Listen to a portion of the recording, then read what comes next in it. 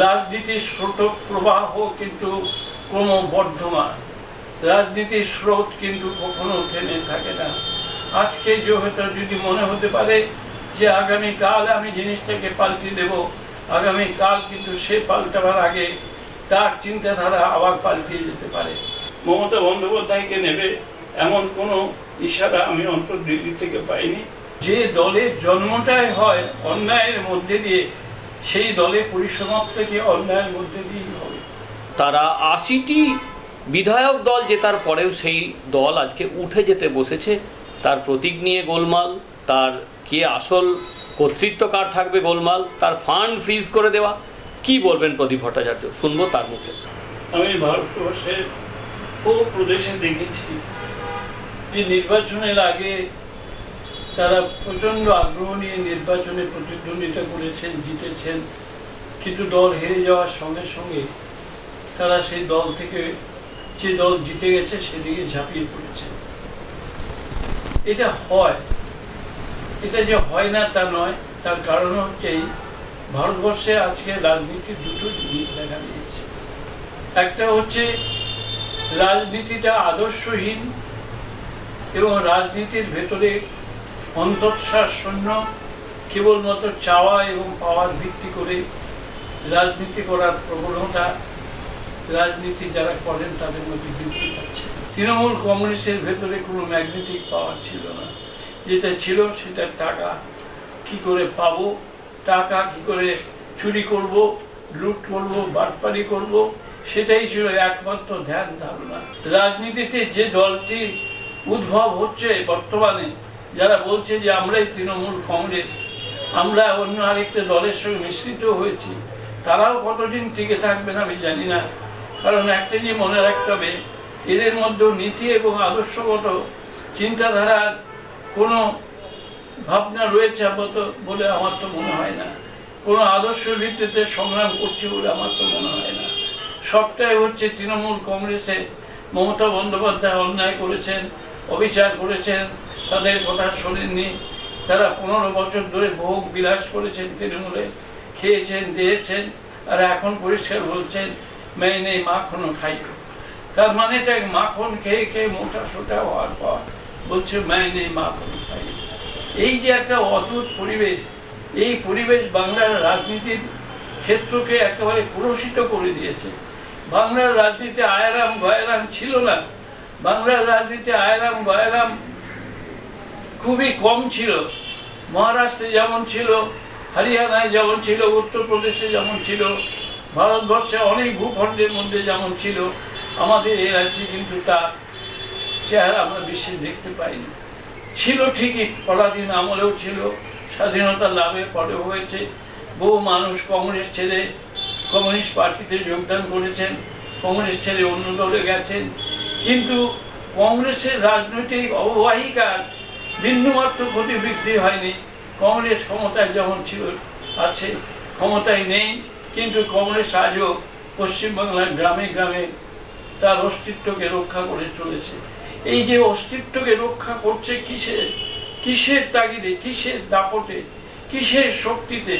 শক্তি একটাই, সত্যের উপরে নির্ভর করে, আদর্শের উপরে নির্ভর করে দাঁড়িয়ে আছে বলে কংগ্রেস দল আজও দাঁড়িয়ে আছে। অন্য দলগুলো কিন্তু ধীরে ধীরে ভাঙতে শুরু করবে। আমি জানি না ভারতীয় জনতা পার্টির রাজনৈতিক আদর্শ চিন্তাধারা শুধুমাত্র যদি হিন্দুত্বের উপরে নির্ভর করে দাঁড়িয়ে থাকে, তার অস্তিত্ব কিন্তু বেশি দিন থাকবে বলে আমার মনে হয় না। কারণ ভারতীয় ভাবনার সঙ্গে তারা একেবারে সাযুজ্য রক্ষা করতে পারছেন না। সুতরাং সেদিক থেকে তৃণমূল কংগ্রেসের ভাঙার পেছনে যে কারণ, তার মূল কারণটি আদর্শগত শূন্যতা, ন্যায় নীতিবোধ শূন্যতাই একমাত্র কারণ এবং বড় কারণ বলে আমার মনে হয়। মমতা বন্দ্যোপাধ্যায় আপনাকেও তার সমর্থনের জায়গাটা রেখেছে এবং তিনি কংগ্রেসেও এই রকম পরিস্থিতির পর গেছে, মিটিং করেছে, বৈঠক করেছে। কংগ্রেস থেকেই তার বেরিয়ে গিয়ে নতুন একটা দল তৈরি করা। সেই পরিপ্রেক্ষিতে অনেকেই বলছে যে বিজেপি নিঃশূন্য বিরোধী করার জন্য তা বিজেপি পেছন থেকে এটা খেলছে, এটা তাদের চাণক্য নীতি। কি বলবে? দেখুন, কোনো রাজনৈতিক দল, বিশেষ করে শাসক ক্ষমতায় যারা আছে, তারা যদি রাজনৈতিক কৌশল হিসেবে গ্রহণ করেন যে আমি বিরোধী দলকে আরো দুর্বল করব, আরো দুর্বল করব, তারা সেটা করতেই পারে। এটা তো রাজনীতির কৌশল। রাজনীতিতে তো এই কৌশলগত খেলা তো চলবেই, কিন্তু সেই রাজনৈতিক দলেই টিকে থাকতে পারে যে রাজনৈতিক দল এই ধরনের প্রলোভন এবং এই ধরনের হাতছানিকে তোয়াক্কা না করে নিজের দলের মধ্যে থাকেন, তারাই কিন্তু দলকে বাঁচিয়ে রাখেন। আর যারা বিন্দুমাত্র ঢিলে ঢালা হয়ে যান বা করাপশনে নিজেদের ডুবিয়ে রাখেন, তারাই কিন্তু এক ডাল থেকে আরেক ডালে ঝাঁপিয়ে পড়তে পছন্দ করে। সুতরাং সেই সুযোগটা কেন শাসক দল নেবে না? তারা সেটা নিচ্ছে। এবং এর পেছনে যদি আছে নাকি আমি জানি না, ভারতীয় জনতা পার্টির অদৃশ্য হাত, মানে ভগবানের হাত এতে আছে কিনা আমি বলতে পারবো না, কিন্তু যদি থেকেও থাকে তাহলে পরে রাজনীতির ক্ষেত্রে সেটা একেবারেই অগ্রহণীয় নয় বলে আমি মনে করি। তার কারণ রাজনীতিতে এই জিনিস ঘটবে। কিন্তু আমি যতদূর দেখতে পাচ্ছি দুটো জিনিস, একটা হচ্ছে ওদের ভিতরে প্রবল বাগ বিতণ্ডা এবং পরস্পরের প্রতি ঘৃণা বিদ্বেষ এমন দূরত্ব তৈরি করে দিয়েছে যে দূরত্বকে আর কখনো মেটানো খুব তাড়াতাড়ি সম্ভব বলে মনে হয় না। দ্বিতীয় জিনিস হচ্ছে ওরা মিটিং করছেন কোথায়? দিল্লিতে মিটিং করেছেন, বিজেপির একজন মাননীয় মন্ত্রী তার বাড়িতে মিটিং করেছেন। এর দ্বারা কি প্রমাণিত হয়? মুখ্যমন্ত্রী মিটিংয়ে গিয়ে উপস্থিত হচ্ছেন দিল্লিতে, এর দ্বারা কি প্রমাণিত হয়? প্রমাণিত হয় নাকি যে এর পেছনে বিজেপির হাত আছে এবং সেই হাত কখনো অদৃশ্য কখনো সদৃশ্য। প্রদীপদা, মমতা বন্দ্যোপাধ্যায় এখন প্রকৃত অর্থেই ব্যাকফুটে, তার থেকে প্রতীকও কেড়ে নেওয়া হচ্ছে। গতকাল নির্বাচন কমিশনে যারা বিদ্রোহী তারা গিয়েছিল এবং তারা নতুন একটা ন্যাশনাল এক্সিকিউটিভ করেছেন। তার বিশ্বস্ত অনেক, যেমন ফিরহাদ হাকিম, অরূপ বিশ্বাস, অরূপ রায়, এই সকল যারা মন্ত্রী হয়েছেন, নাম করেছেন, পদ পেয়েছেন, তারাও তাকে ছেড়ে চলে গেছেন। এক্ষেত্রে দাঁড়িয়ে কি মনে হয় যে মমতা বন্দ্যোপাধ্যায়কে এরকম কর্নার হয়ে যাওয়া, আপনি কি মনে করছেন? দেখুন, বলা যায় না। রাজনীতিতে একসময় মমতা এককভাবে জিতেছিলেন, একা জিতেছিলেন, তারপর ঘুরে দাঁড়িয়েছিলেন। সুতরাং কেউ বলতে পারেন না আজ থেকে 2 বছর পর বাংলার রাজনীতিতে উনি আবার ঘুরে দাঁড়াতে পারবেন কিনা। কিন্তু সবটাই নির্ভর করছে ওনার অ্যাসোসিয়েট, সবটাই নির্ভর করছে যে উনি কি পথে চলবেন তার উপরে। তিনি যে সমস্ত অপরাধীরা তার চারপাশে ঘুরে বেরিয়েছিল, যারা আজকে জেলখানায় আবদ্ধ, তারা যদি বেল পেয়ে বেরিয়ে এসে আবার তার ঝাঁকে মধ্যে ঢুকে পড়ে এবং মনে করে যে আমরা আবারও তৃণমূল কংগ্রেস অর্থাৎ মমতা বন্দ্যোপাধ্যায়কে ঘিরে উঠবো, তাহলে মমতা বন্দ্যোপাধ্যায়ের পক্ষে উঠে দাঁড়ানো কিন্তু কঠিন হয়ে দাঁড়াবে। আমার মনে হয় উনি চেষ্টা নিশ্চয়ই করবেন, কিন্তু একটাই জিনিস মনে রাখবেন, রাজনীতির স্রোত প্রবাহ কিন্তু ক্রমবর্ধমান। রাজনীতির স্রোত কিন্তু কখনো থেমে থাকে না। আজকে যে হয়তো যদি মনে হতে পারে যে আগামীকাল আমি জিনিসটাকে পাল্টে দেব, আগামীকাল কিন্তু সে পাল্টাবার আগে তার চিন্তাধারা আবার পাল্টে যেতে পারে। এইটাই কিন্তু রাজনীতিতে ঘটতে পারে। সুতরাং রাজনীতি এত পরিবর্তনশীল, যে পরিবর্তনশীলতাকে গ্রহণ করে রাজনীতির পদক্ষেপ কিভাবে নিতে হবে আমি জানি না। মমতা বন্দ্যোপাধ্যায়ের পক্ষে সেই পরিবর্তনশীলতাকে সামনে রেখে পদক্ষেপ গ্রহণ করা সম্ভবপর কিনা। যদি করতে পারেন তিনি সার্ভাইভ করবেন, আর না পারলে তাকে রাজনীতির থেকে চলে যেতে হবে, নির্বাচন দিতে হবে, কোনো সন্দেহ। প্রদীপদা, মমতা বন্দ্যোপাধ্যায় কংগ্রেসে গেছিলেন, বিজেপি তৃণমূলকে বলছে অচ্ছুত, কারণ তিনি তার দলের সকলে করাপশন, এবং বলেছে তৃণমূলের জন্য দরজা বন্ধ। অথচ দেখা যাচ্ছে তৃণমূলের যারা করাপ্টেড নেতা তাদের কিন্তু তারা দলে জায়গা দিচ্ছে, এবং মমতা বন্দ্যোপাধ্যায়ের বিরুদ্ধেও এত করাপশন চার্জ রয়েছে। তা থাকা সত্ত্বেও কংগ্রেস কিন্তু তাকে ফিরিয়ে দেয়নি, স্বাগত করেছেন আপনাদের দলের সভানেত্রী এবং রাজ্যের বর্ষীয়ান রাজনৈতিক নেতা হিসাবে। আপনার কি মনে হয় এটা কংগ্রেসের ক্ষতি না লাভ?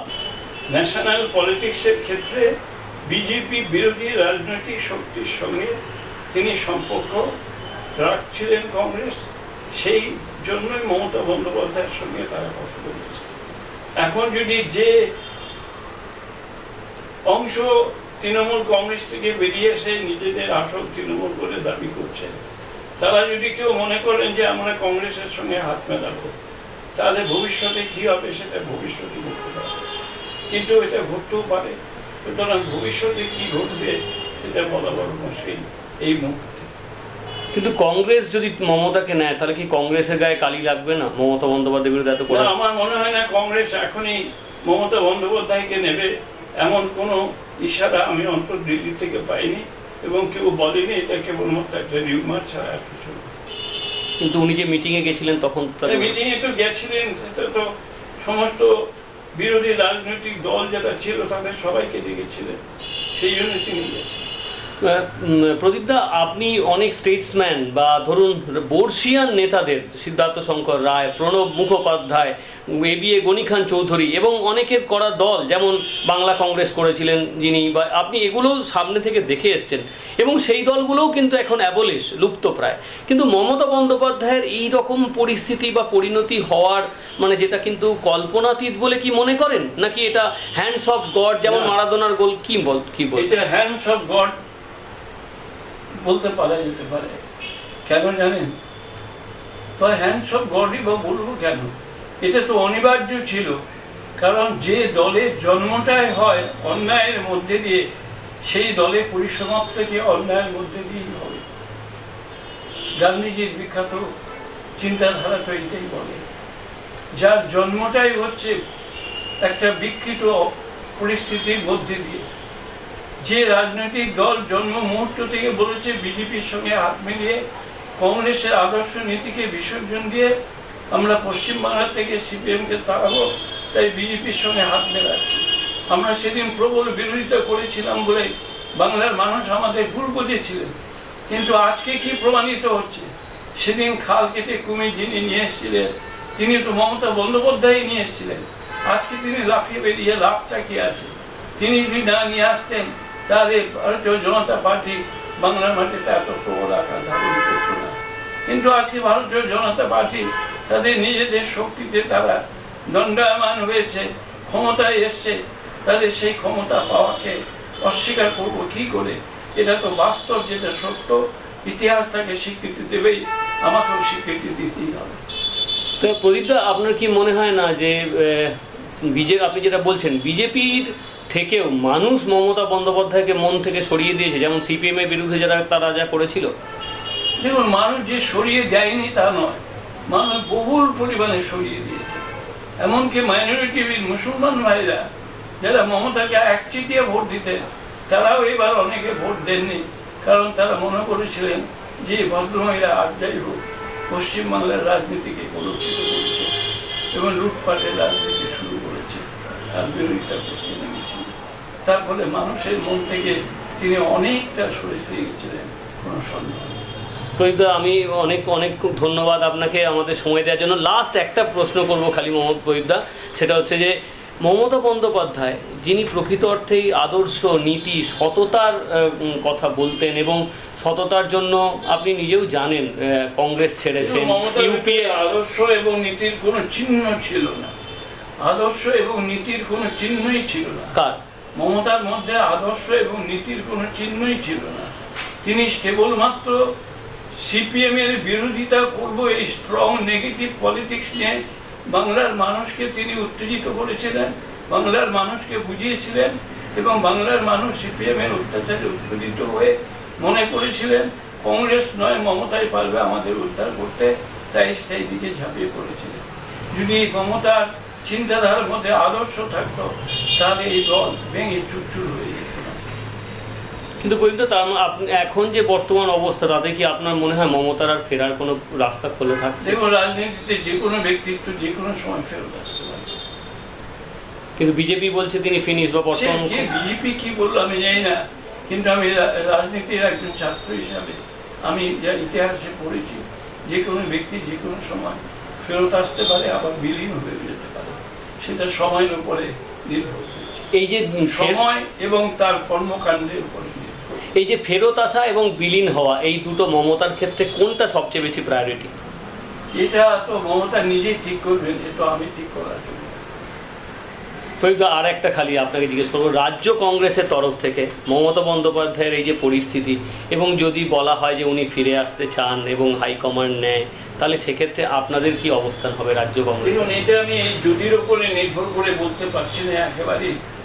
এই কারণে, কারণ এই খবরটা বাজারে আসার পর আমি অনেক অনুসন্ধান করেছি, দিল্লির সঙ্গে কথা বলেছি, অনেকের সঙ্গে কথা বলেছি।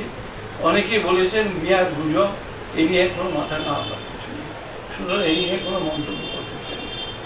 প্রদীপদা, খালি লাস্ট একটুখানি বলুন যে এই যে গণতন্ত্রে সরকারি এবং বিরোধী পক্ষের একটা গুরুত্বপূর্ণ ভূমিকা আছে, আপনিও অনেক সময় সাংবাদিক সম্মেলনে বলেছেন, কিন্তু এক্ষেত্রে রাজ্যে বিরোধী বলে কিছু থাকছেই না, এটা কতখানি পরিস্থিতি? এটা গণতন্ত্রের পক্ষে একটা সাংঘাতিক বিপদ বলে আমি মনে করছি। একটা শক্তিশালী বিরোধী দল তৈরি হওয়া প্রয়োজন। এক্ষেত্রে যারা চলে গেছে তৃণমূল ছেড়ে, তারা কি পারবে? তারা কতখানি পারবে আমি জানি না, কারণ তাদের রাজনৈতিক দক্ষতা, কর্মক্ষমতা, চিন্তাধারা কতখানি শক্তিশালী আমার খুব সন্দেহ আছে। নমস্কার প্রদীপদা, নমস্কার। নমস্কার।